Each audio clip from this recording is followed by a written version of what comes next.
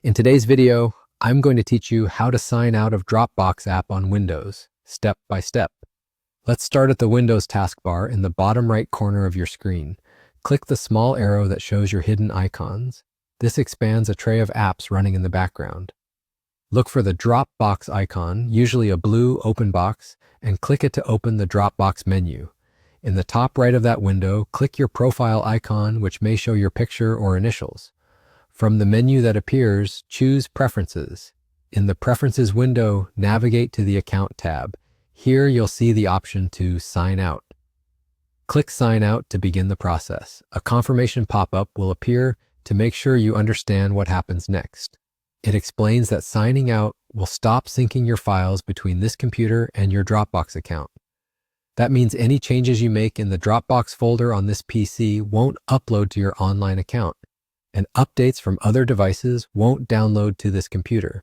It also clarifies that signing out does not delete the files currently in your local Dropbox folder. If you want to remove those files from this computer, you can manually delete them from the Dropbox folder after you sign out. Your files remain safe in your online account at Dropbox.com, so nothing is erased from the cloud by signing out.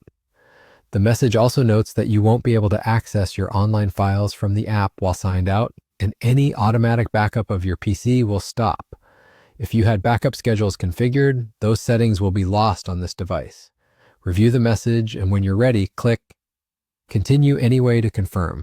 Dropbox will sign you out, and you'll return to your desktop without the app syncing in the background. A couple of quick tips before you finish. If there are files you've recently edited, give Dropbox a moment to finish syncing before you sign out, so your latest changes are saved online. You can check the sync status by hovering over or opening the Dropbox icon before you start. After signing out, you can still open and edit any files that remain in your local Dropbox folder, but remember they won't sync until you sign back in. If this is a shared or public computer, consider removing local files you don't want to leave behind. And that's it.